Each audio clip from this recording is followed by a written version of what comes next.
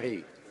Monsieur le Président, tout semble confirmer que le journaliste saoudien Jamal Khashoggi a été assassiné à la demande de l'Arabie saoudite dans le consulat à Istanbul. Les histoires dans les journaux turcs sont macabres, abominables en fait.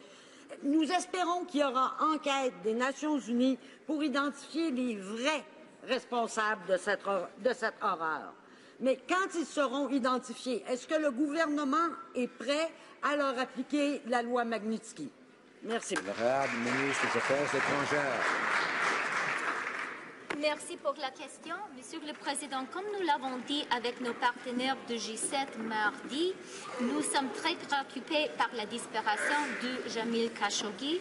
Comme nous avons dit avec nos partenaires, et le Canada est le président de G7 maintenant, tous responsables pour cette situation doivent prendre sa responsabilité. C'est très important. Nous appuyons les demandes pour une enquête approfondie et transparente de ces graves allégations.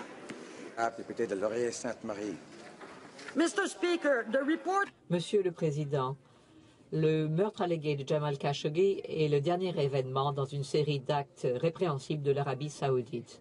La guerre au Yémen frappe de famine des millions de personnes. Les crimes de guerre se multiplient. Attaques sur le journalisme, sur la démocratie et les droits de la personne essentiels. Cela devrait avoir des conséquences, mais la ministre des Affaires étrangères, ce matin, a affirmé que respecter le contrat de vente d'armes à l'Arabie saoudite était plus important que de respecter les droits de la personne.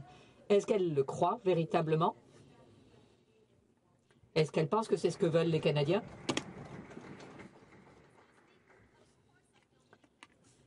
La ministre des Affaires étrangères. Non, je ne pense pas que c'est ce que veulent les Canadiens et les Canadiennes.